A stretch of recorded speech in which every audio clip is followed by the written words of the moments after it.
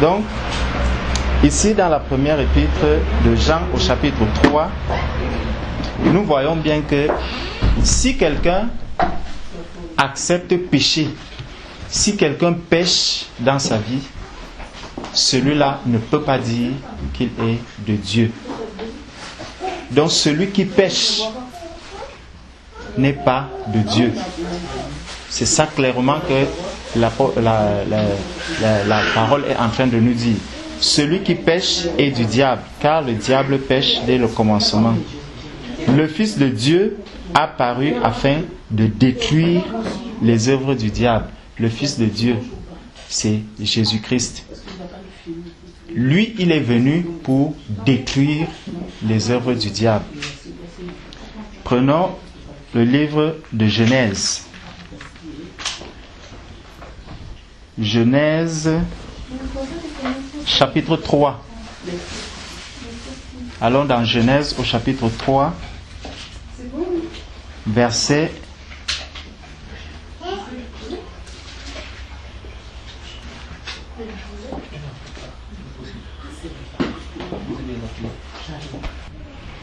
'L'éternel Dieu prit l'homme et le plaça dans le jardin d'Éden pour le cultiver et pour le garder. Verset 16. L'Éternel Dieu donna cet ordre à l'homme: tu pourras manger de tous les arbres du jardin, mais tu ne mangeras pas de l'arbre de la connaissance du bien et du mal. Car le jour où tu en mangeras, tu mourras. Tu vois un peu? Donc, Dieu, après avoir créé l'homme, il le place dans le jardin et il lui donne un ordre. Donc, il lui donne un commandement. Ça veut dire que si tu outrepasses ce commandement, il y a une condamnation. Et la condamnation, le résultat, c'est que tu vas mourir. Prends maintenant chapitre 3 au verset 19. Au verset 19 qui dit: c'est à la sueur de ton visage que tu mangeras du pain jusqu'à ce que tu retournes dans la terre, d'où tu as été pris, car tu es poussière et tu retourneras poussière. Donc, Adam, maintenant, il va retourner à la poussière d'où il a été tiré. Pourquoi? Parce qu'il a désobéi. Donc, le péché, depuis le jardin d'Éden, il y a eu le péché et la résultante, la conséquence, c'est que la mort arrive. Et c'est pour ça donc que dans la première épître de Jean, ici, on vient nous dire que celui qui pêche est du diable. Donc si tu commets un péché, tu es du diable. Car le diable pêche dès le commencement. Le Fils de Dieu a apparu afin de détruire les œuvres du diable. Donc, le Fils de Dieu, dont Jésus-Christ, est venu sur la terre pour enlever le péché afin que l'être humain puisse avoir une possibilité de retrouver le salut, de retrouver la vie éternelle. Jusque là, ça va. Donc, pour retrouver la vie éternelle. Maintenant, au verset 9, revenons donc dans 1 Jean, chapitre 3, au verset 9, qui nous dit: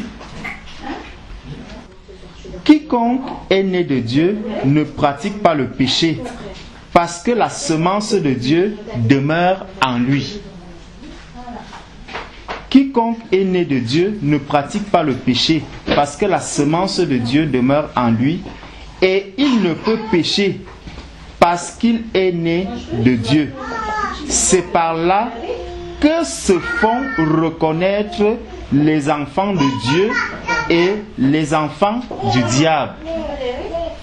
Donc c'est à travers le péché. Il dit: c'est par là que se font reconnaître les enfants de Dieu et les enfants du diable. Quiconque ne pratique pas la justice n'est pas de Dieu, non plus que celui qui n'aime pas son frère. Celui qui a la semence de Dieu, on nous dit, celui qui a la semence de Dieu en lui, il ne fait pas quoi? Il ne peut pécher. Donc, il ne pratique pas le péché. Il ne vit pas dans le péché. Ça veut dire sa vie, en quelque sorte, sa vie est scannée au jour après jour. À chaque instant, minute by minute, sa vie est scannée. Quand il voit qu'il s'est mal comporté vis-à-vis de quelqu'un, il y a cette semence de Dieu qui est en lui, qui vient lui révéler, lui rappeler que ce que tu viens de faire, l'acte que tu viens de poser, déplaît à l'esprit qui est en toi. L'acte que tu viens de poser n'est pas conforme à la semence qui est en toi. Alors qu'est-ce qu'il faut faire? Il faut te repentir. Donc, celui qui a cette semence en lui passe sa vie dans la repentance. Il se repent régulièrement. Ce n'est pas qu'il va poser des actes pour le plaisir de les poser. Il peut tomber, mais lorsqu'il tombe, il se relève immédiatement. Il se repent du péché, du mal qu'il a eu à faire, et il continue le chemin. Mais si maintenant, une autre personne n'a pas cette semence en lui,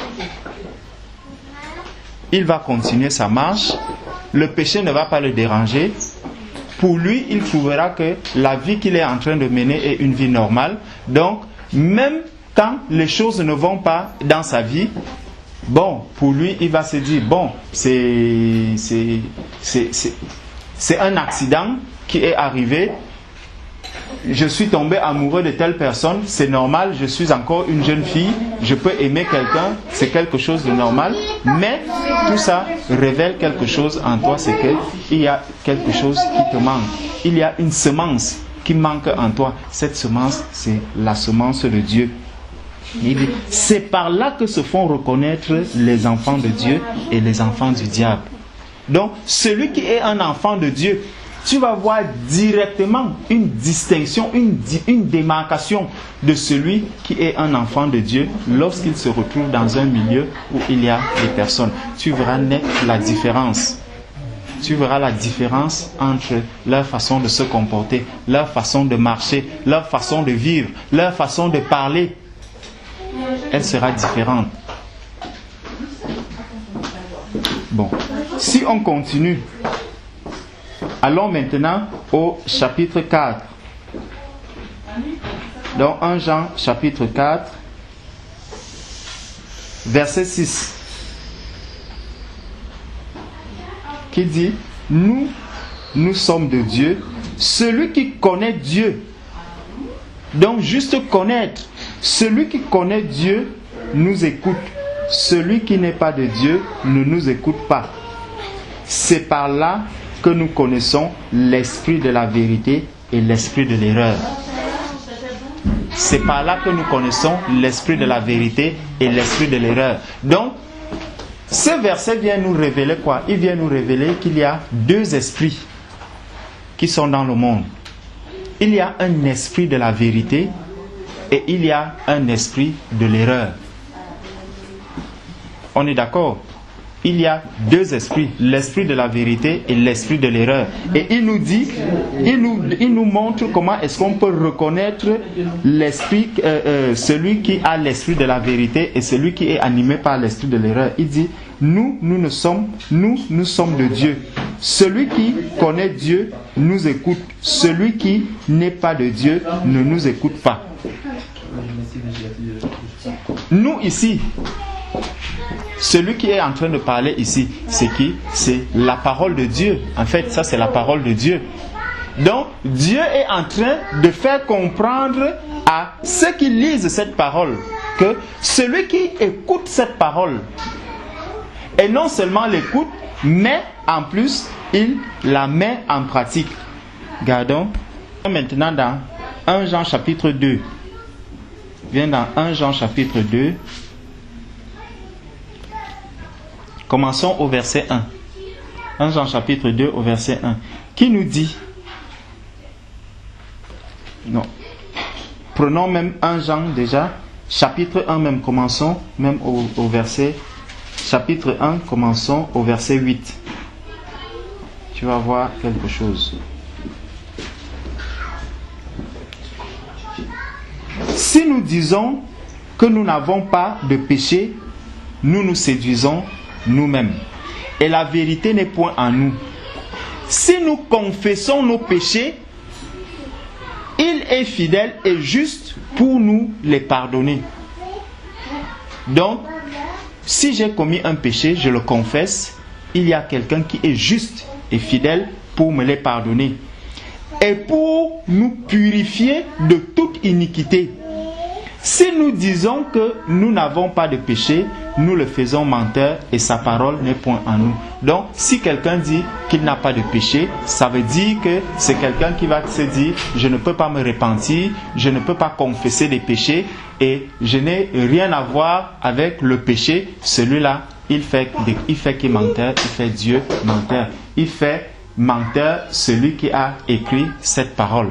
Donc, c'est lui plutôt qui est menteur. C'est ce que la parole est en train de nous dire. Au chapitre 2, donc, il nous dit... Bon. Et là, on peut... Gardons un doigt ici. Prenons Jacques, chapitre 5, verset 16. Si quelqu'un peut nous lire Jacques, chapitre 5, verset 16. Confessez vos fautes les uns les autres et priez les uns pour les autres afin que vous soyez guéris, car la prière fervente du juste a une grande... Voilà. La prière de qui? Confessez donc vos péchés les uns aux autres et priez les uns pour les autres afin que vous soyez guéris. La prière fervente du juste a une grande efficacité. Donc, il ne dit pas que c'est la prière de tout le monde qui a une grande efficacité. C'est la prière du juste. Et qui est juste? Le juste, c'est celui qui a été justifié par Christ. C'est Christ qui nous justifie. Donc celui qui a accepté Christ comme étant son Seigneur, comme étant son Seigneur et son Sauveur, c'est celui-là qui est justifié, c'est celui-là qui est juste. Et c'est sa prière donc qui nous dit qu'elle a une grande efficacité. Pourquoi? Revenons dans 1 Jean chapitre 2. Revenons dans 1 Jean chapitre 2. Qui nous dit: Mes petits enfants, je vous écris ces choses afin que vous ne péchiez point. Que vous ne péchiez point. Donc, tu vois, il insiste toujours sur le péché. Parce que tout à l'heure, dans le livre de Genèse, nous avons vu qu'il y a eu un péché. Et à cause de ce péché, il y a eu quoi? La conséquence, c'était la mort. Donc, celui qui demeure dans le péché, celui qui vit dans le péché, ce qui l'attend, c'est une mort. Ça sera d'abord la mort physique, et par la suite, ça sera la mort éternelle. Il finira dans la mort, à la géhenne. Dans la géhenne. On nous dit donc, et si quelqu'un a péché, nous avons un avocat auprès du Père, Jésus-Christ le juste. Donc celui qui a péché, il a un avocat auprès du Père. Cet avocat, c'est qui? C'est Jésus-Christ le juste. Bon, tu sais bien que pour avoir un avocat, il faudrait déjà que j'aille me présenter devant cet avocat, que je le prenne pour mon avocat, que moi aussi, parce que lui, il y a plein d'avocats dans cette ville. Mais si tu as un problème aujourd'hui, tous ne viendront pas te défendre. Il va falloir que tu te rendes dans le cabinet de l'un de ces avocats, que tu lui parles, qu'il accepte maintenant qu'il veut te défendre, il veut défendre ta cause, et c'est alors que tu feras quoi? Que chaque fois que si tu as un litige, il va se présenter au tribunal, il viendra pour ta défense. Tu pourras même rester tranquillement à la maison. Le jour où il y a un pépin, l'avocat se présente et il défend ta cause. Donc, ici, le Seigneur est en train de nous dire que si quelqu'un a péché, nous avons un avocat auprès du Père, Jésus-Christ le juste. Il est lui-même une victime expiatoire pour nos péchés. Tu comprends donc pourquoi est-ce que il a été accusé. Quand je t'ai demandé tout à l'heure que pourquoi est-ce qu'on l'a trahi? Il a été trahi de quoi? Il a été une victime expiatoire, on nous dit ici, pour nos péchés, non seulement pour les nôtres, mais aussi pour ceux du monde entier. Donc c'est à cause des péchés des uns et des autres, à cause de mes péchés, à cause de tes péchés, à cause de ces péchés, à cause des péchés de tous ceux qui sont dans le monde, de ceux qui étaient à l'époque où Jésus était, de ceux qui devaient venir après, ceux qui viendront même après. Jésus a porté tous ces péchés-là sur lui. Et Jésus vient et il dit, je veux être votre avocat. Ceux qui l'ont accepté, donc ceux qui se sont rendus à Christ. Tout à l'heure, quand je te demandais si, étant un bébé, est-ce qu'un bébé, lorsqu'il fait une faute, est-ce qu'il a la capacité d'aller se présenter devant un avocat? Est-ce qu'il sait même d'abord ce que c'est qu'un avocat? Un bébé ne sait pas ce que c'est qu'un avocat. Donc, celui qui vient donc à Christ, si tu vas rencontrer un avocat, ça veut dire que tu as déjà une conscience. Ça veut dire que tu es déjà capable tu reconnais déjà l'importance. Tu connais déjà l'importance qu'a un avocat. Tu connais le rôle que peut jouer un avocat pour ta défense. Tu connais l'utilité de l'avocat. Ce n'est qu'à ce moment que tu peux te rendre dans le cabinet d'un avocat pour demander à ce qu'il vienne plaider pour ta cause. Donc, ça nous montre déjà que quelqu'un qu'on va amener pour apprendre Christ pour avocat, si quelqu'un te tient maintenant par la main, il te dit, bon, je t'amène vers tel avocat. Tu peux dire que non, là, je n'accepte pas. Je n'accepte pas que cette personne soit un avocat pour moi. Ou quand tu vas entrer dans le cabinet, tu pourras dire oui, j'accepte qu'il soit avocat. C'est la même chose avec le Seigneur. On ne peut pas imposer à quelqu'un un avocat. On ne peut pas te l'imposer. Même lorsque tu n'as même pas d'argent et que tu es détenu, on va te dire, est-ce que vous acceptez tel avocat? On demande toujours votre consentement. Tu peux l'accepter comme tu peux le refuser. Et si tu le refuses, on te cherche un autre avocat, on fait appel à un autre avocat. C'est donc l'une des raisons pour lesquelles un bébé qu'on va amener chez le Seigneur, pour que le Seigneur soit son avocat, qu'est-ce qu'il dit? Que ce bébé a donné son consentement. Non, il n'a donné aucun consentement. Toi-même, tu as dit tout à l'heure que ça ne venait pas de moi, ce n'était pas volontaire. Je ne voulais même pas. On m'a amené parce qu'on disait qu'avant que tu ne voyages, il faut qu'on te baptise, qu'on te confirme. Donc, tout ça déjà, ça montre que ton consentement n'y était pas. Il faut donc, avant de t'engager dans quoi que ce soit, qu'il y ait ton consentement. C'est quelque chose de totalement logique, c'est quelque chose de normal. Pour que, lorsque quelqu'un s'avance, qui veut recevoir Jésus comme avocat, qu'il ait déjà la maturité, qu'il soit lui-même à mesure de dire oui, je l'accepte comme mon avocat ou non, je le refuse comme mon avocat. Tu es totalement libre. Mais lui, il est là, il attend simplement que tu viennes à lui pour que tu dises Seigneur, j'ai besoin de toi comme avocat. Bon, on nous dit donc, il est lui-même une victime expiatoire pour nos péchés, non seulement pour les nôtres, mais aussi pour ceux du monde entier.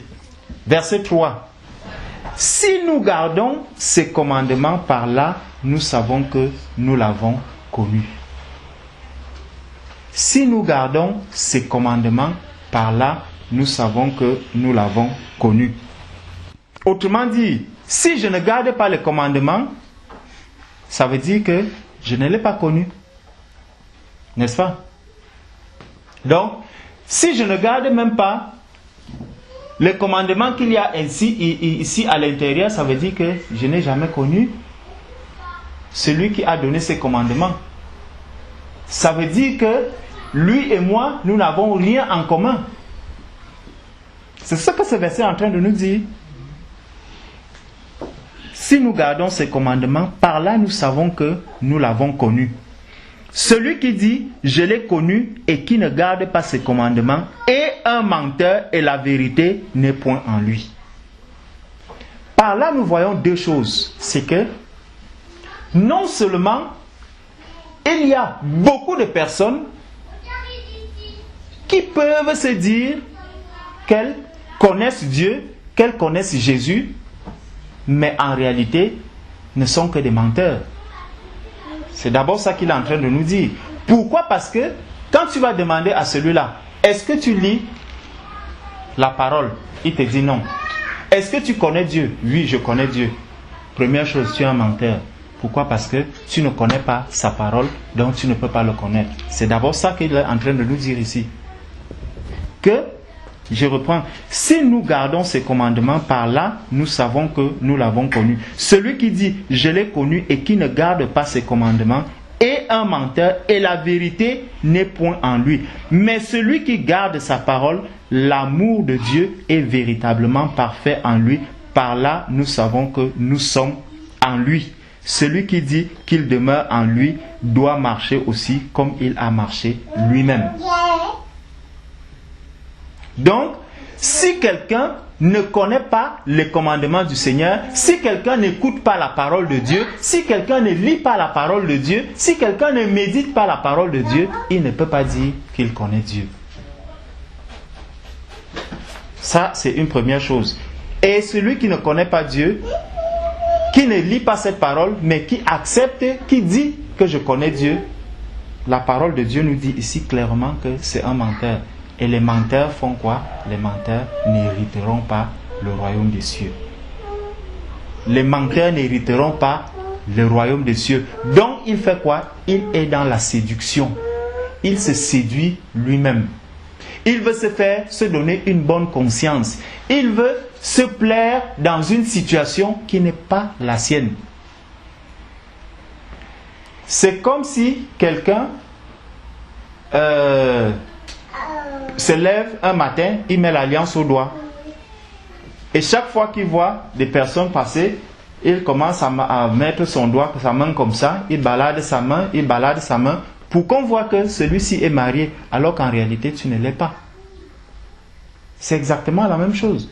Tu ne connais pas Dieu, mais tu veux faire comprendre, tu veux montrer aux gens que tu connais Dieu. La parole de Dieu nous dit que c'est pour savoir que quelqu'un connaît Dieu, il faut qu'il garde les commandements de Dieu. Si tu ne lis pas la parole de Dieu, tu ne peux pas garder ses commandements. Et on continue donc. Et il dit, et la vérité n'est point en lui. Donc celui-là n'est pas dans la vérité. La vérité n'est point en lui. Donc la vérité ne doit pas être à l'extérieur. La vérité doit être en toi-même. C'est en toi que doit se trouver la vérité. Est-ce que donc la vie que je mène est une vie vraie? Est-ce que je suis sincère dans ma manière de marcher? Est-ce que je suis vrai chaque jour lorsque j'avance?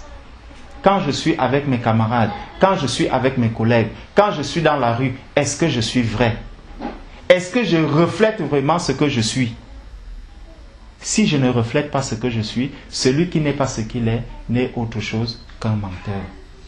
Donc il vit dans le mensonge, il vit dans la séduction. Et le séducteur, nous l'avons vu, c'est qui? C'est le diable. C'est Satan. Donc c'est Satan, celui-là est animé d'un esprit d'erreur. Celui-là est animé d'un esprit qui n'est pas l'esprit de vérité. Il n'est pas dans la vérité. Il ne vit pas avec la vérité. Jésus a dit, je suis le chemin, je suis la vérité, je suis la vie. Donc, je suis le chemin. Si quelqu'un n'est donc pas sur ce chemin, il est à côté du chemin. Je suis la vérité. Si tu n'es donc pas dans la vérité, tu es dans le mensonge. Je suis la vie. Si tu n'es donc pas dans la vie, tu es dans la mort. Donc, celui qui n'est pas encore rentré dans ce chemin, celui qui n'a pas encore croisé le chemin de Christ, celui-là est à côté. Et par la suite, il va dire, par là, nous savons que nous sommes en lui. Celui qui dit qu'il demeure en lui doit marcher aussi comme il a marché lui-même. comme il a marché lui-même. Donc, il y a la marche de Christ. Comment est-ce que Christ a donc marché? Quel était le baptême de Christ? Le baptême de Christ était comment? Prenons Matthieu chapitre 3. Bon, nous allons lire tout le chapitre 3. Il n'est pas long.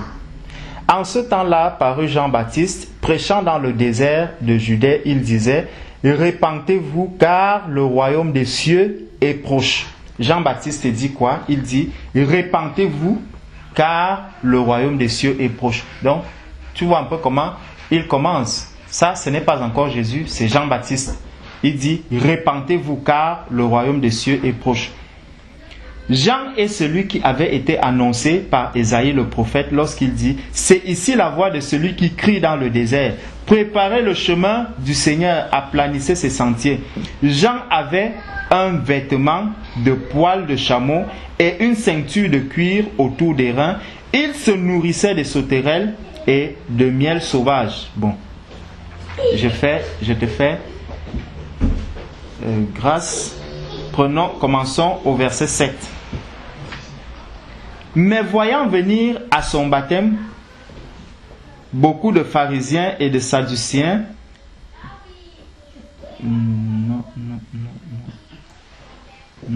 donc continuons.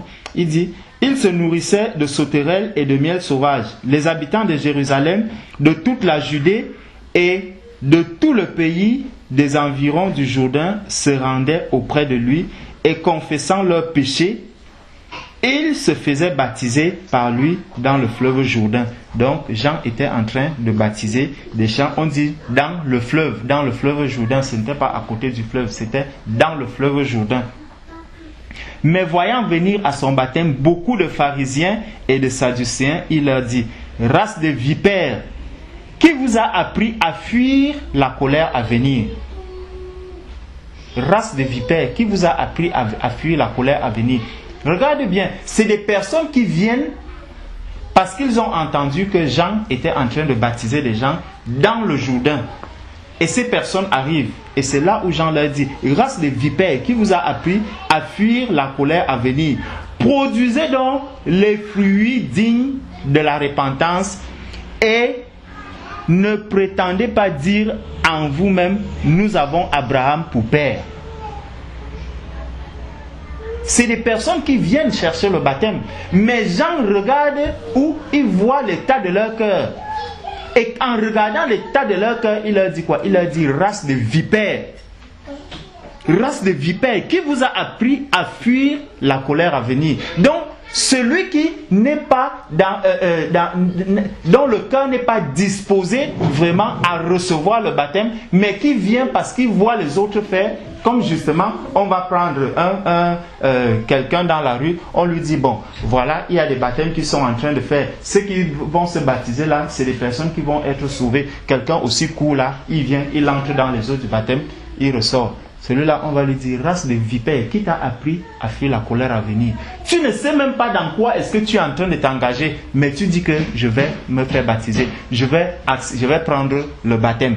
De quel baptême dans quel baptême tu veux t'engager? Où est-ce que tu es en train de t'engager? Simplement parce qu'on t'a donné des idées. Simplement parce que tu as appris que celui qui est baptisé a reçu la vie. Celui qui est baptisé est rentré dans le corps du Christ. Toi aussi tu dis que tu viens t'engager. Qui t'a appris à fuir la colère à venir? Et Jean leur dit donc ici, race de vipères, qui vous a appris à fuir la colère à venir? Produisez donc du fruit digne de la repentance. Plus haut, Jean leur a dit quoi? Repentez-vous. Donc c'est la première chose. Donc si quelqu'un vient entrer dans les eaux du baptême, si quelqu'un vient se faire baptiser, déjà, tu vois bien ici, on nous dit dans le Jourdain. Donc ce n'était pas qu'on a pris des gouttelettes, on a mis sur la tête. Non, c'était dans le Jourdain.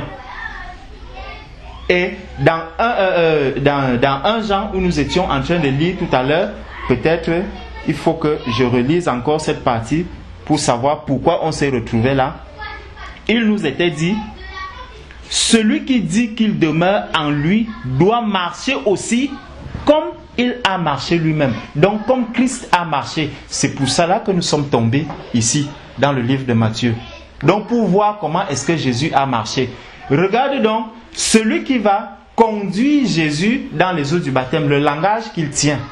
Il dit, race de vipères, qui vous a appris à fuir la colère à venir. Et pour commencer, il va dire, repentez-vous. Donc, Jésus va vers quelqu'un qui, avant de passer quelqu'un dans les eaux du baptême, sait déjà que pour passer dans les eaux du baptême, il faut d'abord se repentir. Il faut d'abord se repentir. Donc, Jésus a vu que celui-ci, c'est quelqu'un qui connaît la vérité, c'est quelqu'un qui est dans la vérité. Déjà, on nous a dit qu'il était annoncé depuis qu'il devait préparer le chemin.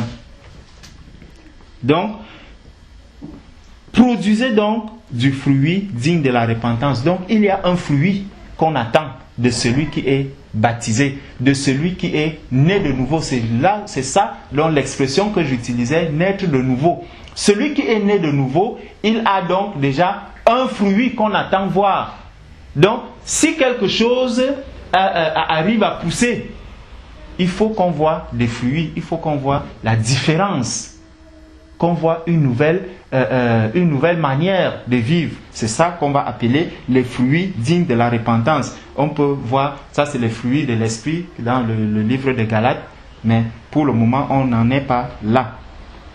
Il dit, produisez donc du fruit digne de la repentance et ne prétendez pas dire en vous-même, nous avons Abraham pour père.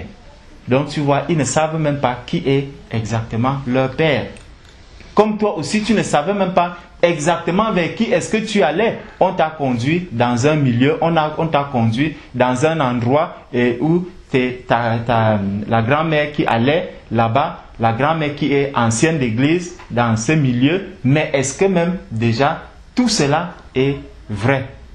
Si tu ne lis pas la parole de Dieu, tu ne peux pas avoir de l'éclairage sur toutes ces choses. Parce que, juste pour faire une parenthèse, une femme ne peut pas être ancienne d'église. Une femme ne peut pas être ancienne d'église. Ça, c'est la parole de vérité. Aucune femme ici n'a été appelée ancienne.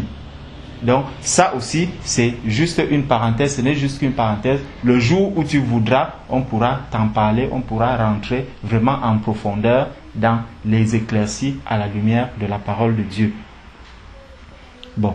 Il dit donc, nous avons Abraham pour père. Donc, ils ne savent pas qui est exactement leur père. Car je vous déclare que c'est Pierre-ci, Dieu peut susciter des enfants à Abraham. Déjà, la cognée est mise à la racine des arbres. Tout arbre donc qui ne produit pas du bon fruit sera coupé et jeté au feu. Moi, je vous baptise d'eau pour vous amener à la repentance. Donc, il y a un baptême que Jean faisait, c'est le baptême de la repentance. Et même ce baptême, il ne se faisait pas n'importe comment, il se faisait dans l'eau. Il se faisait dans l'eau, il ne se faisait pas avec des gouttelettes, il ne se faisait pas par aspersion. Ce baptême que Jean faisait. Mais Jean dit que moi je vous baptise d'eau pour vous amener à la repentance. Mais celui qui vient après moi est plus puissant que moi et je ne suis pas digne de porter ses souliers. Lui, il vous baptisera du Saint-Esprit et de feu. Celui qui vient après moi vous baptisera du Saint-Esprit et de feu. Donc quelqu'un qui n'a pas reçu ce baptême ne peut pas dire qu'il est baptisé du Saint-Esprit.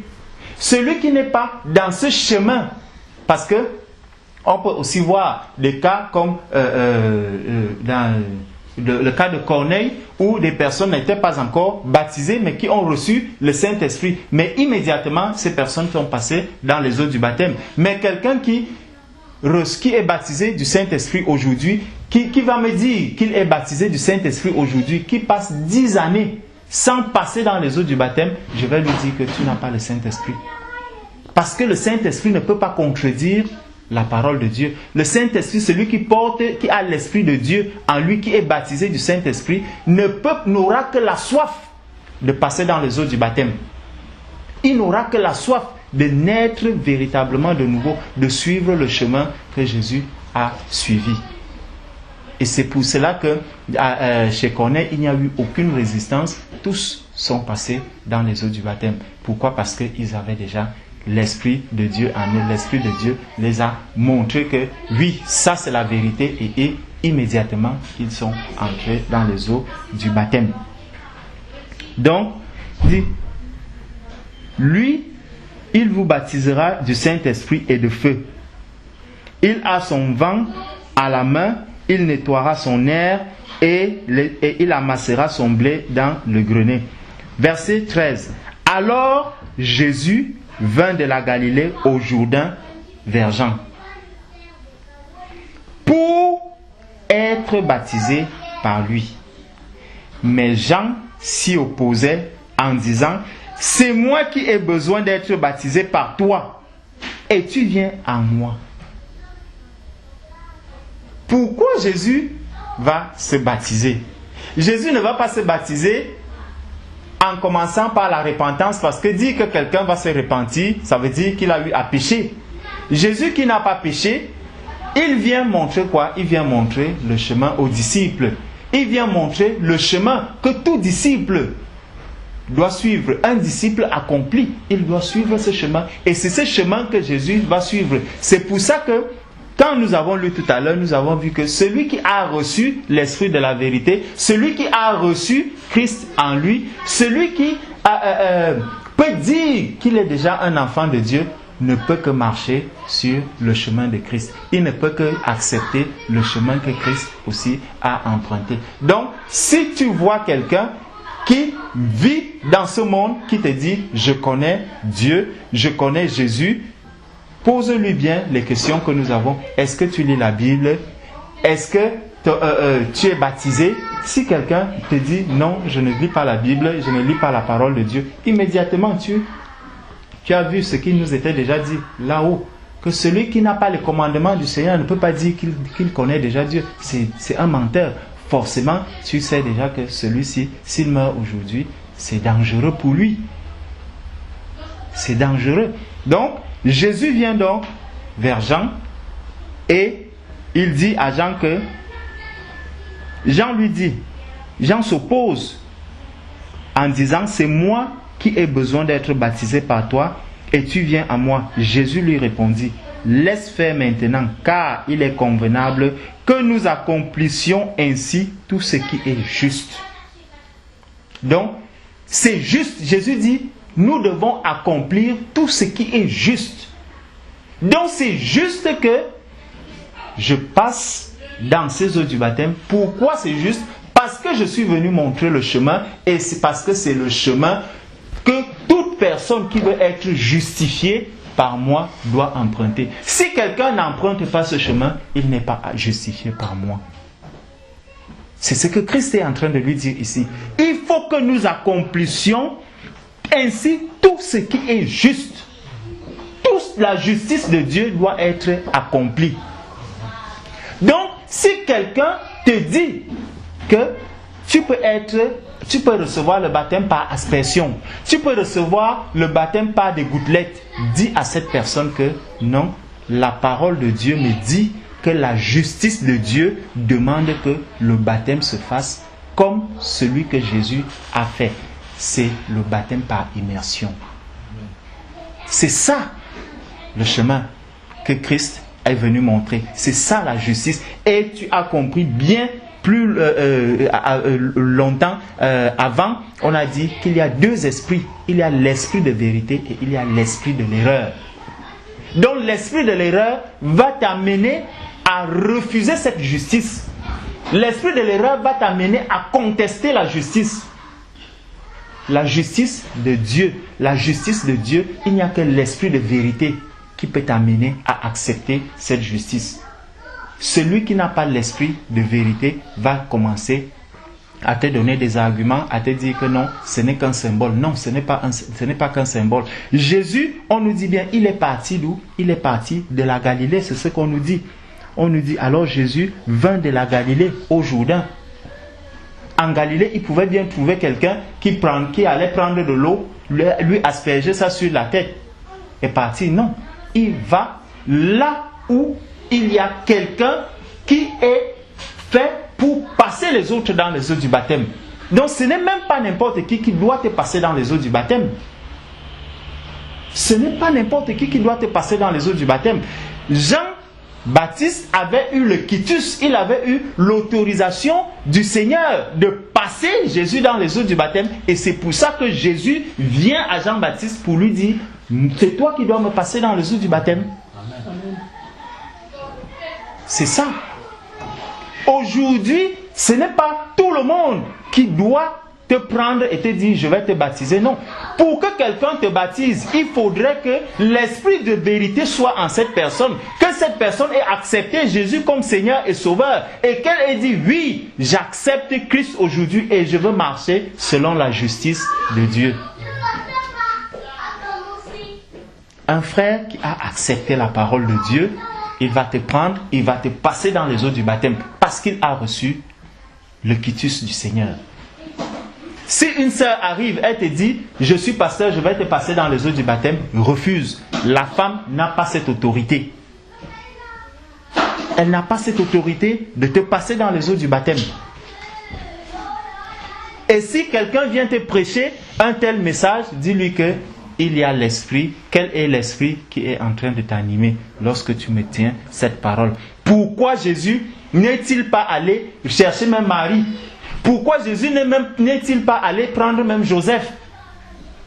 Pourtant, on nous dit que lorsque, à plusieurs moments, on nous rappelle qu'il vivait avec Joseph, son père qui était charpentier. Mais il n'a pas demandé à Joseph de le passer dans les eaux du baptême.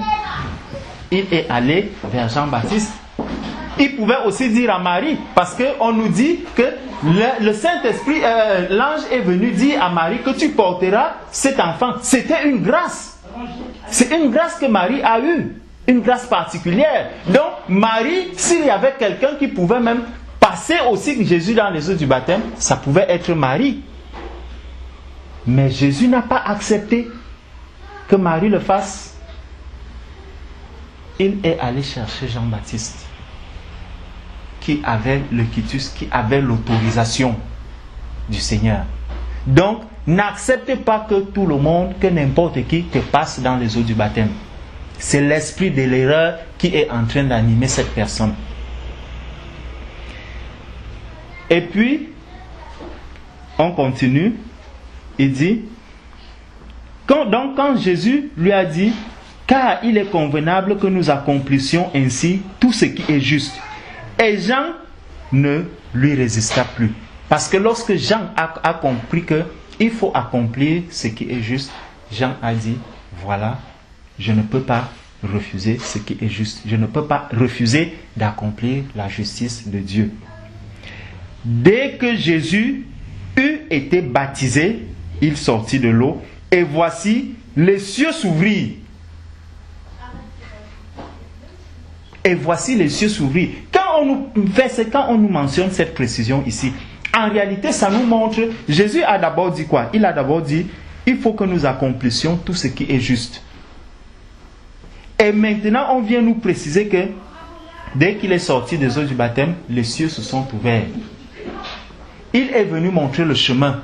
Donc, si quelqu'un, à travers cette parole, seulement sur cette parole, tu es capable de dire à quelqu'un que si tu n'es pas encore né de nouveau, si tu n'es pas sorti de ces eaux du baptême, tel que Jésus même en est sorti, je crains que les cieux te soient fermés. Je crains que les cieux te soient fermés. Parce que Jésus ici, lorsqu'il sort, on nous dit, et voici les cieux s'ouvrirent et il vit l'Esprit de Dieu descendre comme une colombe et venir sur lui. Et voici une voix fit entendre des cieux ces paroles. Celui-ci est mon Fils bien-aimé en qui j'ai mis toute mon affection. Tu vois un peu? Donc, et là, c'est vraiment le chemin que le disciple, le vrai disciple, doit suivre. C'est le chemin que le disciple du Seigneur doit emprunter. Celui qui n'emprunte pas ce chemin, il est animé d'un autre esprit, de l'esprit de l'erreur. Il est animé de l'esprit de séduction, l'esprit que Satan avait depuis le jardin d'Éden. depuis que nous avons lu dans le livre de Genèse, on a vu ce que Satan a pu accomplir auprès d'Adam et de Ève. Bon, donc revenons maintenant dans 1 Jean chapitre 4. Je vais laisser peut-être un autre frère pour continuer. C'est là-dedans qu'il nous était dit, nous sommes de Dieu, au verset 6, 1 Jean 4, verset 6, nous étions au verset 6, qui dit, nous sommes de Dieu, celui qui connaît Dieu nous écoute, celui qui n'est pas de Dieu ne nous écoute pas. C'est par là que nous connaissons l'esprit de vérité et l'esprit de l'erreur. Bien-aimés, aimons-nous les uns les autres, car l'amour est de Dieu, et quiconque aime est né de Dieu et connaît Dieu. Celui qui n'aime pas, voilà. Donc, et quiconque aime est né de Dieu et connaît Dieu.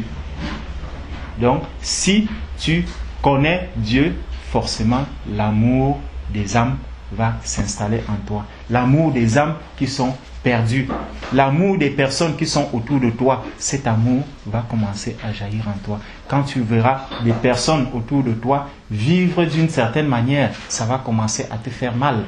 Quand tu verras peut-être tes frères qui sont en train de s'entretuer, de bagarrer pour des choses qui sont vaines, ça va te faire mal. Mais aujourd'hui, si tu vois quelqu'un qui est dans l'indifférence par rapport à ce genre de choses, il faut comprendre qu'en lui, il y a un autre esprit. Ce n'est pas l'esprit de la vérité. Ce n'est pas l'esprit de Dieu qui anime celui-là. Il nous dit bien que celui qui n'aime pas n'est pas connu de Dieu. Et celui qui n'a pas l'amour des autres même ne connaît pas Dieu. Donc l'amour de Dieu a été manifesté envers nous en ce que Dieu a envoyé son Fils unique dans le monde afin que nous vivions par lui. Donc c'est par Jésus-Christ que nous pouvons vivre. Quelqu'un ne peut pas te dire qu'il y a un autre chemin. Quelqu'un ne doit pas te dire qu'il peut obtenir la vie par un autre chemin. Il n'y a que par le chemin de Jésus-Christ. Et pour venir donc à Jésus-Christ, Jésus a montré le chemin. Pour que tu deviennes un enfant de Dieu véritable, il faut faire quoi? Il faut naître de nouveau. Jésus s'était adressé à Nicodème.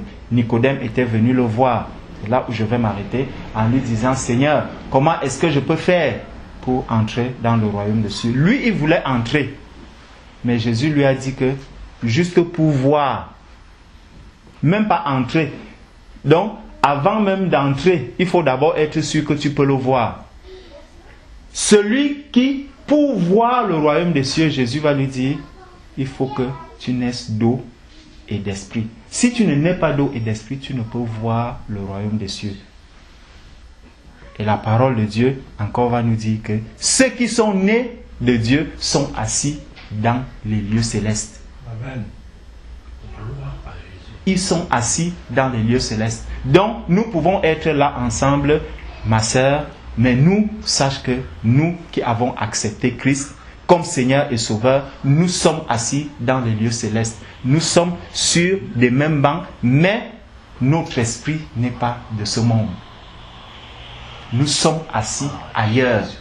Nous nous regardons par des yeux pour manifester les œuvres que Christ nous demande de manifester sur la terre. Mais notre esprit n'est plus de ce monde. Que Dieu te bénisse et qu'il t'éclaire. Amen. Amen. J'avais rempli la baignoire, je venais dans l'intention de t'arrêter pour conduire le frère dans les eaux du baptême. Parce qu'il y a le frère Eugène qui devait partir et puis je voyais que le frère souhaitait déjà passer dans les eaux du baptême. Donc, une fois que la baignoire était pleine, c'est ce que je venais faire. Mais le Seigneur m'a arrêté net. Ce n'est pas la chair qui conduit les choses, c'est l'Esprit de Dieu qui conduit les choses. Et voilà pourquoi je me suis soumis à l'Esprit de Dieu. Et le Seigneur a mis dans mon cœur 2 passages que je vais lire afin que nous puissions être soumis à l'Esprit. C'est dans Matthieu 18. verset 12 au verset 14.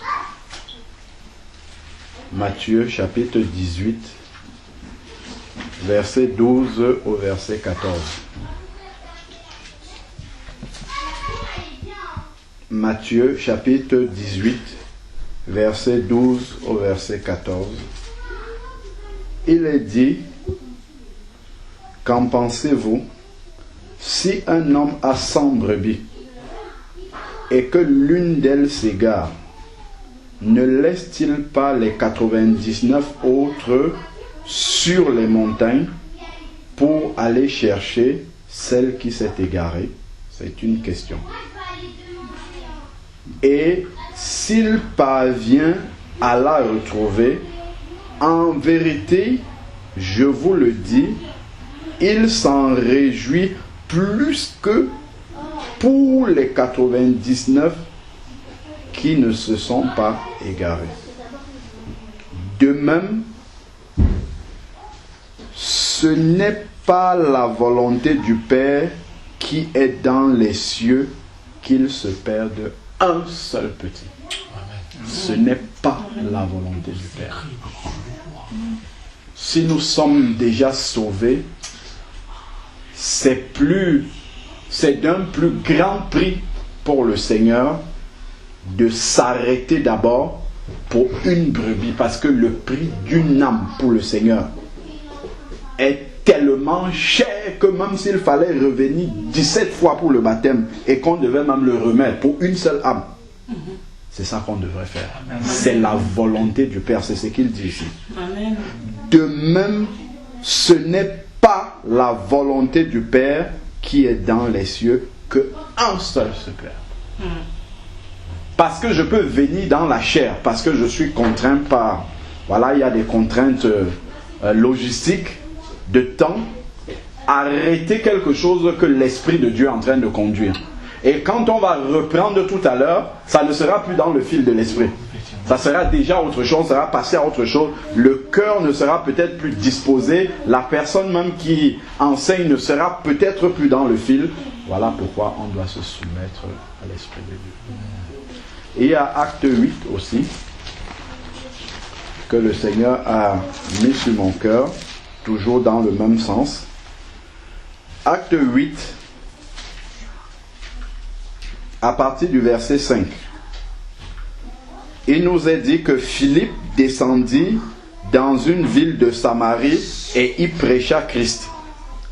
Les foules d'un commun accord s'attachaient à ce que disait Philippe en apprenant et voyant les miracles qu'il faisait. Car les esprits impurs sortaient de beaucoup de démoniaques en criant d'une voix forte, et beaucoup de paralytiques et de boiteux furent guéris. Et il y eut une grande joie dans cette ville. Un homme nommé Simon, qui se trouvait déjà auparavant dans la ville et exerçait la magie, provoquait l'étonnement de tout le peuple de la Samarie et se disait quelqu'un de grand. Tous, depuis le plus petit jusqu'au plus grand, s'attachaient à ce qu'il a à lui et disaient, celui-là est la puissance de Dieu, appelée la grande.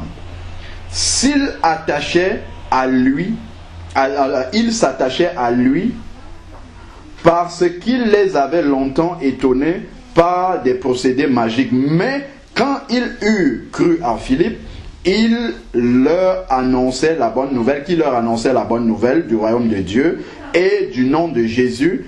Hommes et femmes se firent baptiser. Donc quand on croit, on doit se faire baptiser. Ça, c'est ce que la parole de Dieu nous dit. Simon lui-même crut, et après avoir été baptisé, il ne quittait plus Philippe, et voyant avec étonnement les grands signes et les miracles qui se produisaient. Ensuite, quand les apôtres ont appris, voilà, et ainsi de suite, je saute maintenant tout ça, et je vais au verset 26. Donc, Philippe est arrivé en Samarie, il a prêché la parole, beaucoup de personnes se sont converties, et voilà des âmes qui ont soif de la parole de Dieu, et normalement Philippe est l'instrument que Dieu a utilisé pour les amener à Christ, et il est censé encadrer ces brebis-là et leur apporter la nourriture du Seigneur. Mais qu'est-ce que Dieu va faire? Verset 26. Un ange du Seigneur adressa la parole à Philippe. Lève-toi et va du côté du midi sur le chemin qui descend de Jérusalem à Gaza, celui qui est désert. Donc laisse la foule pour aller dans un désert. Celui qui est désert, il se leva et partit, et voici un eunuque éthiopien, ainsi de suite, et on connaît l'histoire. C'est-à-dire qu'il y avait beaucoup de personnes qui avaient besoin de Philippe, mais quelque part dans un chemin désert, il y avait une âme qui avait soif du Seigneur. Le Seigneur a préféré sacrifier tous ceux qui avaient déjà reçu Christ et qui étaient entrés dans les eaux du baptême pour amener Philippe pour aller chercher une âme dans le désert. Et dès qu'il a accompli cela, si on lit la suite, dès que l'eunuque éthiopien a compris la parole, il a accepté Christ, il est passé dans les eaux du baptême, Philippe a disparu. Le Seigneur l'a repris de là. Cela nous montre encore combien précieux est une âme pour le Seigneur. Donc on doit vraiment... Et le Seigneur travaille la patience encore en nous. Amen. Dans ce genre de circonstances. Parce que nous on veut aller droit au but tel qu'on pense les choses. Mais ça nous montre aussi comment Christ a été patient envers nous. Amen. Lorsque nous étions encore perdus. Il a été vraiment patient. Il aurait pu se dire, mais comment celui-ci... J'essaye de lui montrer par tous les moyens que je suis mort à la croix pour lui, mais il ne comprend pas. Mais Christ a été patient. Et c'est cette même patience qu'il nous demande d'avoir envers les âmes perdues. Envers les âmes qui ne le connaissent pas encore. Envers les âmes qui ne sont pas encore venues à la lumière et entrer dans le royaume des cieux. Donc c'est aussi un test que le Seigneur nous fait passer aujourd'hui. Est-ce que nous prenons la même... Est-ce qu'une âme a la même valeur à nos yeux qu'elle a aux yeux de Christ? Ça c'est très important. Que le Seigneur nous accorde la grâce d'estimer le prix et la valeur d'une âme vraiment à la même valeur que Christ. Comme il dit dans Pierre, ce n'est pas par les denrées périssables que nous avons été sauvés, mais c'est par le sang précieux de Christ. Amen. Non, oui, frère. Je voulais juste être long. Oui. Juste en fait pour témoigner en fait. Gloire à Dieu. En fait, ma cousine en fait, ça fait pas longtemps que j'ai pris le contact avec elle. Et je l'ai rencontrée en fait compte tenu du décès de ma grand-mère récemment.